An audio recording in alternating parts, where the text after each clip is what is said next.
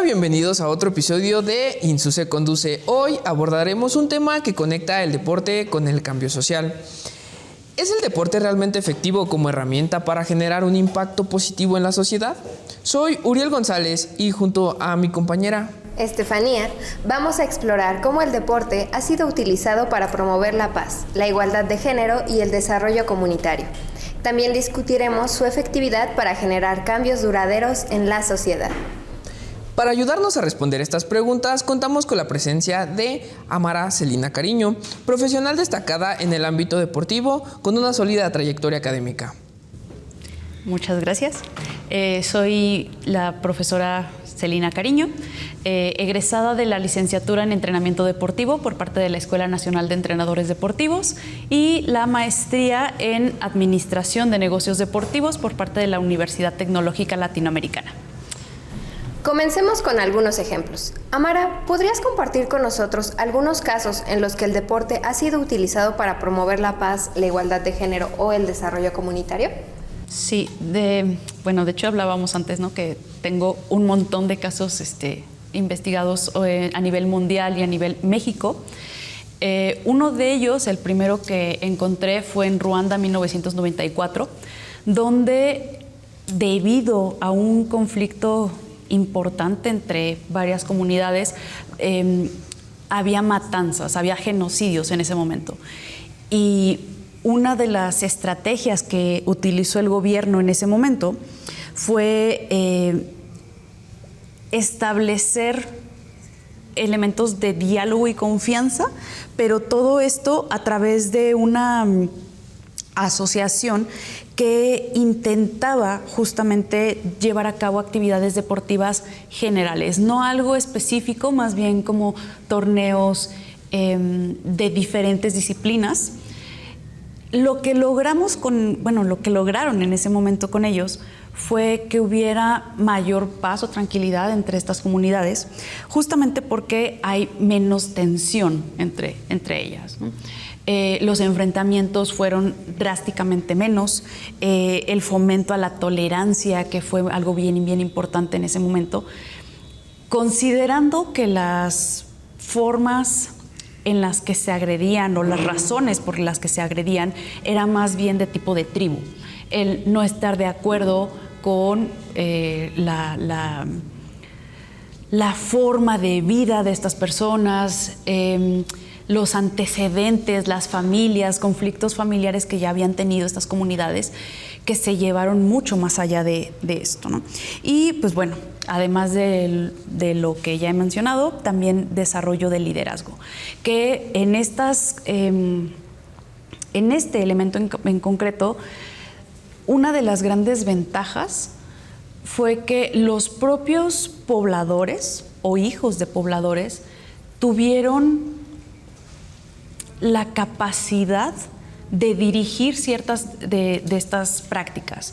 Los mismos torneos, la propia asociación se conformó de personas de ambos bandos, digámoslo así, y fue una de las situaciones donde estos genocidios pudieron detenerse, que por supuesto llevó tiempo, a la fecha todavía existen diferentes conflictos, pero son considerablemente menores.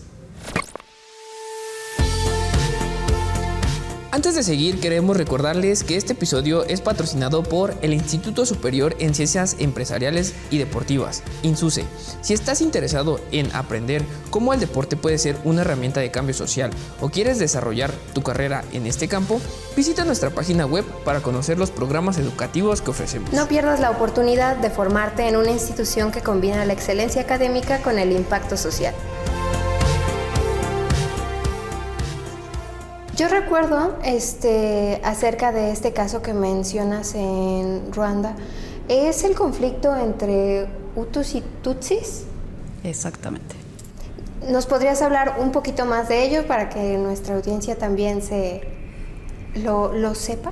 Bueno, uno de los grandes problemas que existe en esta región del mundo es que África, al estar dividida básicamente por regla, o sea, las grandes potencias en ese momento, literalmente fue tomar una silla, ver qué qué parte de África le convenía a cada uno de acuerdo a los propios intereses que tuvieran, el poder político que tuvieran.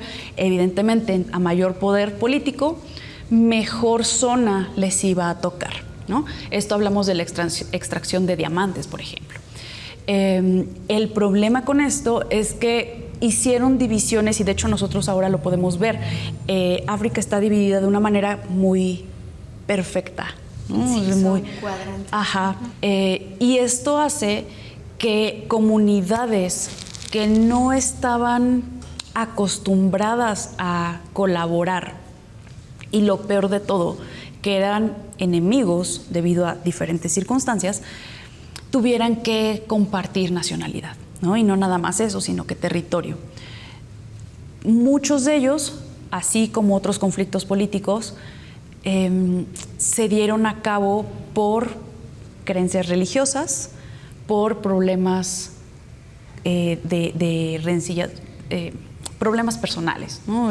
Esta situación se dio mucho por violación de las propias mujeres, rapto de niños, hombres, y es este conflicto el que se fue acrecentando con cada generación, iba siendo más y más intenso.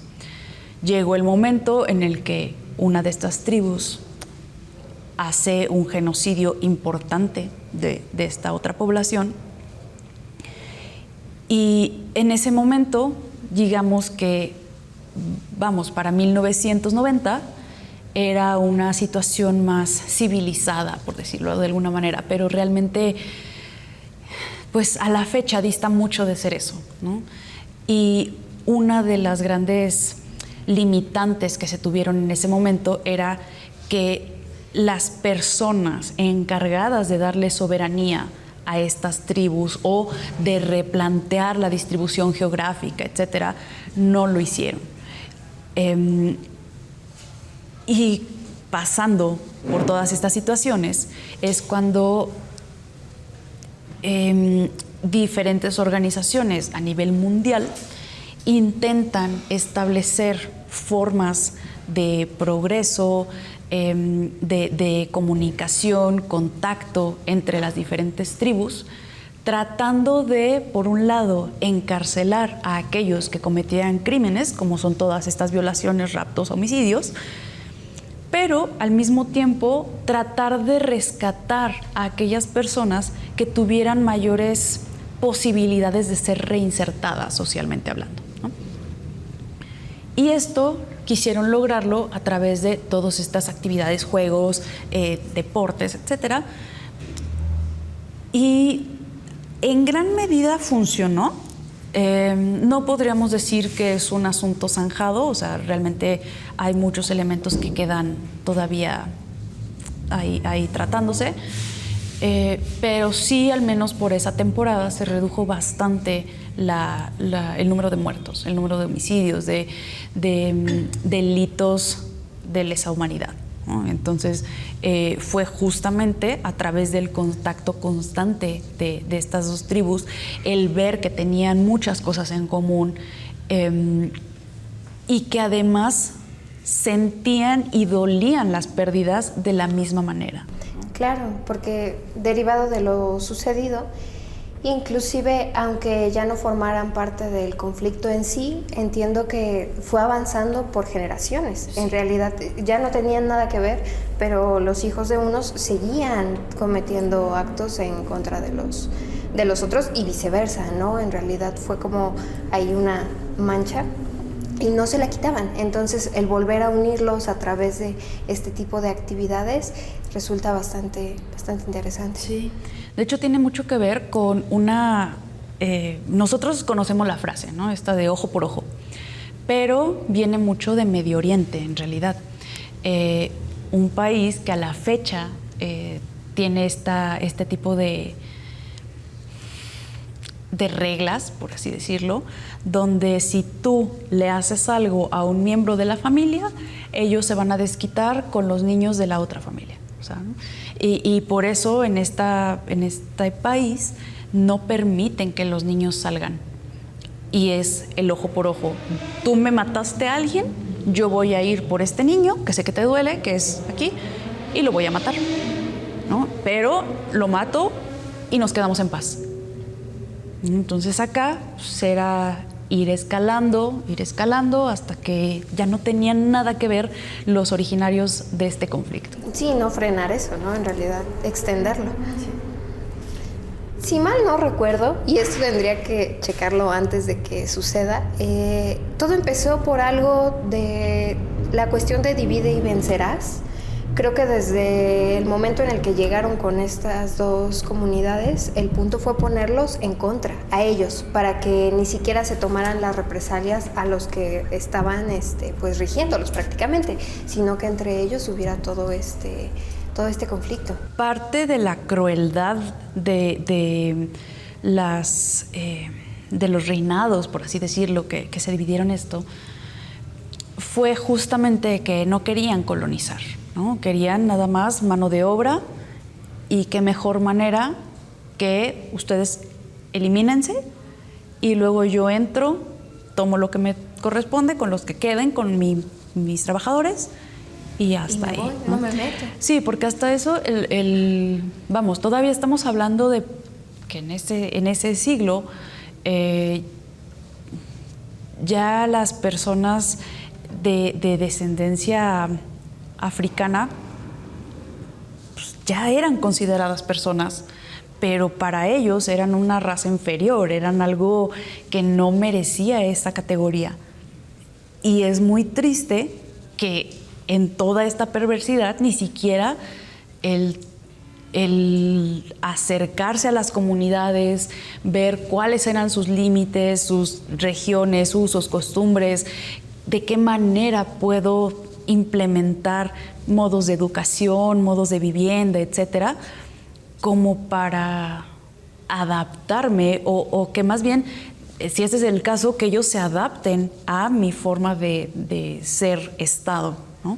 Era horrible, ¿no? Y esto en las cosas que se supieron de asesinatos, porque si seguimos más adelante, lo mismo está ligado con una pandemia o infección múltiple de SIDA. Y lo mismo se hizo en cuestión deportiva, intentar traer estrategias deportivas para estas personas enfermas, justamente para reivindicar los valores y la fortaleza que se tenían de estas personas, ¿no? Y tratar de incluirlas a la sociedad a través de, en este caso fue arte y deporte, pero sí, está ahí marcado todavía, ¿no?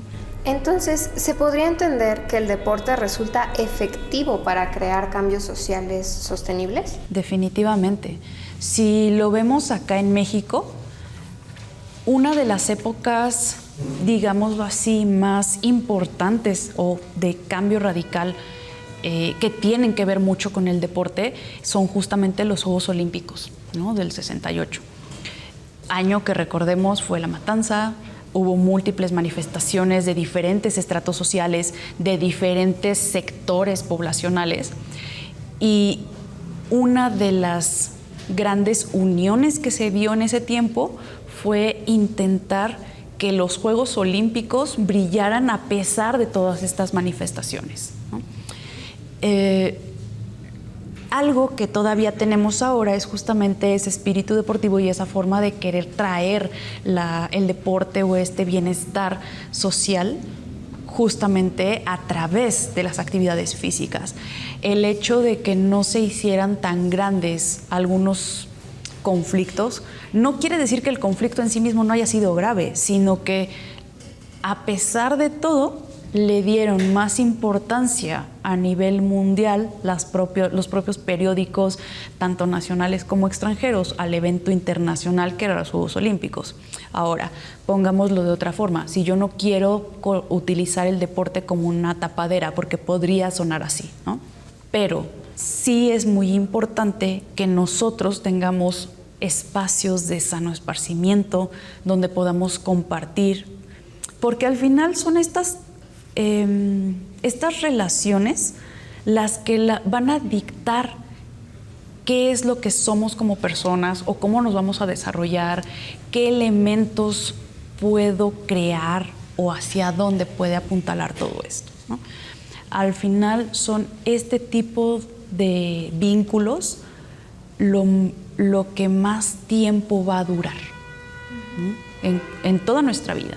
Y si estos vínculos se forman en un lugar donde hay sana competencia, colaboración, tolerancia a la frustración, celebración por los logros, pues creo que uno de los ambientes propicios para lograr todo esto es el deporte. Es muy interesante ver cómo entonces el deporte parece una solución universal a los problemas, pero sin embargo a mí me surge una duda que dependiendo de dónde sea el conflicto, es cómo se debería adaptar, ¿no?, hacia las comunidades. En este caso, ¿podrías explicarnos qué circunstancias específicas requerirían pues cada comunidad o cómo lo abordarías tú?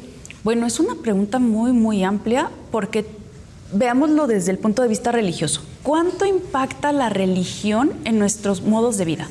Nuestro modo de vida en este momento, Latinoamérica, México, nos dice que puedes compartir conflictos o problemas personales con un grupo de amigos, ¿no? No es mal visto, al contrario, en muchas circunstancias, oye, eres mi amigo, ¿por qué no me contaste? Ahora, veamos esto en un tipo de religión más oriental, budismo, donde el budismo te dice que no, si tienes un problema, no se lo vas a pasar a otro. No, que tienes que trabajar en ti mismo. Exacto. Por lo tanto, yo no puedo compartirte un problema mío porque te estoy cargando de este problema y yo no quiero hacer que te sientas mal. Por lo tanto, no lo comparto. Y son cosas muy, muy diferentes en la forma de ver nuestros conflictos, problemas, cómo abordamos nuestra vida. Por lo tanto, tener una respuesta específica para cada comunidad, el cómo abordar este deporte o cada uno de los problemas, cómo sobrellevarlos a través, sea educación, deporte o arte, es muy complicado de decir así, como muy puntualmente. Podríamos decir, por ejemplo, que la comunidad carcelaria tiene uno de los factores más bajos en cuanto a la reinserción. Lo que queremos, por ejemplo, con los reformatorios, justamente reformar, hacer adaptable a la persona a integrarse a la sociedad. Pero está comprobado que después de 7 años de una dinámica de vida, ya no eres adaptable a otra. ¿Cuántos años han pasado gente en un reclusorio para después decir, ya eres libre y vive como puedas, ¿no? Lo que hemos visto en algunas películas, se matan porque no saben vivir afuera. Ahora, si lo vemos desde el punto de vista deportivo, que ayudan a estas comunidades, sí, lo ayudan mucho, porque dentro del entorno que ya conocen, sí pueden desarrollarse o desempeñarse de mejor manera, hablando del temperamento, las formas de relacionarse, etcétera. De eso a comunicar, de comunicarse con esa variable de mejor manera en ese entorno, a sacarlos de su entorno y pretender que funcionen. Es algo muy distinto. Sí, entonces creo que más bien deberíamos de centrarnos mucho más en prevenir que sucedan cierto tipo de desgracias, abusos, violencias, etcétera, a ver cómo lo solucionamos ya cuando ha pasado tiempo. A través de, ¿no? Definitivamente, como mencionas, necesitaría adaptarse cada estrategia a cada caso particular, ¿no? Y analizarlo un poco más. Además, un programa exitoso en una región puede que no funcione en otra. Y es crucial involucrar a las comunidades locales en el diseño e implementación de este tipo de programas antes de que ocurra cualquier circunstancia. Justamente hablábamos, ¿no?, de cómo los imperios están asumiendo que van a llegar y van a hacer las cosas que ellos quieren en lugar de escuchar a estas comunidades. Lo que queremos es justamente entender cuáles son las necesidades de la comunidad, cuáles son los gustos que también te tienen, y con base a ello, ya planificar, ver qué se puede aprovechar. En México tenemos una enorme riqueza en cuanto a estructuras y capacidades. Dependiendo de la región del país de la que hablemos, yo puedo decir, hay mejores corredores o hay excelentes saltadores, levantadores de peso, gimnastas. O sea, depende de la región porque somos muy, muy diversos. Y justamente por ahí podríamos tomar iniciativas, tratando de no subirnos en el ego de decir yo te voy a colonizar, por ponerle algún término, estoy aquí para ayudar a que tus valores, tus creencias y tus posibilidades sean mayores, se potencialice. Entonces, me gustaría que hablemos sobre proyectos actuales que están haciendo la diferencia. No sé, ¿podrías contarnos sobre algunos proyectos educativos y deportivos que están logrando cambios significativos en las comunidades? Sí, bueno, mira, acá tengo de la calle a la cancha, que fue de Fundación Telmex, justamente que busca la inclusión social, ¿no?, de jóvenes en situación de calle, y esto a través del fútbol. Ha tenido éxito en el sentido de que son desde el 2009 más de 60,000 jóvenes, ¿no?, participando en estas actividades.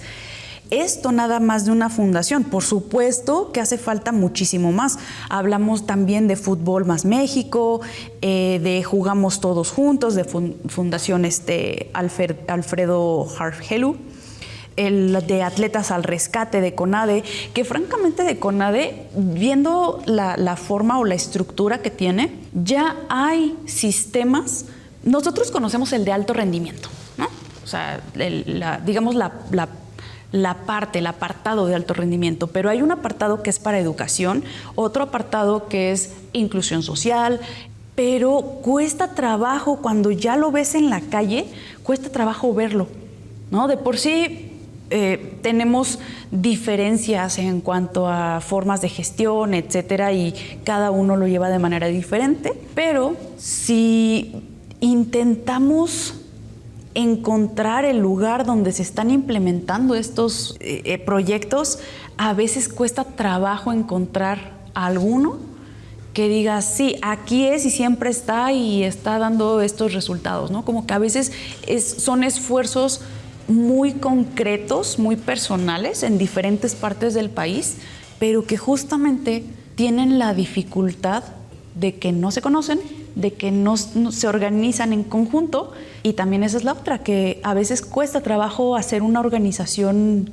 para ya colectiva, ¿no? Sí, y sobre todo si hablamos de elementos gubernamentales, cada año, bueno, no cada año, cada sexenio tenemos el mismo programa con un nombre diferente, y esto afecta en la continuidad que también se le da, porque las personas que están en estos programas no necesariamente son las mismas o las más capacitadas. Y si a eso le sumamos que no se da continuidad, pues a veces lo vuelve mucho más difícil. Inclusive los que forman parte necesitan este sentido de pertenencia para realmente pues tener como algún fruto. Sí, que una gran ventaja es que hasta cierto punto, o sea, no digo que todos estén en esta situación de fallar, porque realmente no. Hay varios programas, decía, las escuelas sociodeportivas de la Fundación Real Madrid, hay muchísimos que justamente nos dan este parteaguas de el protocolo, ¿no? ¿Cómo es que se debe de llevar a cabo un proyecto? ¿Cómo implementarlo? Y cómo estar midiendo resultados. Que entre los pasos fallen las evaluaciones, bueno, pues es otra cosa, ¿no? Pero como sociedad, encontrar un protocolo que puedas aplicar a diferentes o replicar en diferentes estratos, sí existen. Ahora sería cuestión de darle seguimiento. Un ejemplo, los semilleros. Hubo una etapa donde profesionales de la educación física y el deporte iban a diferentes escuelas a ver a los niños y les ofrecían, oye, ¿sabes qué? Vamos a hacer esta actividad. Ah, todo perfecto. Veían ciertas habilidades en estas personas y les decían, oye, ¿no te interesa venir a mi centro de entrenamiento? ¿No? Todo bien. Iban y entonces se determinaba, este niño tiene estas habilidades, queda perfecto para este deporte, para este otro. Esfuerzos pequeños, pero que tenían impacto en número de medallistas de Juegos de la Juventud en su momento, los de CONADE, ¿no? los campeonatos o olimpiadas nacionales. Había fomento en este sentido. Necesitamos más personal especializado. Creo que la ventaja es que justamente la institución está dando toda esta capacitación, pero además de la capacitación inherente al deporte, también experiencia y capacitación administrativa. Que hayamos sido deportistas no garantiza que seamos buenos gestores, ¿no? O administrativos.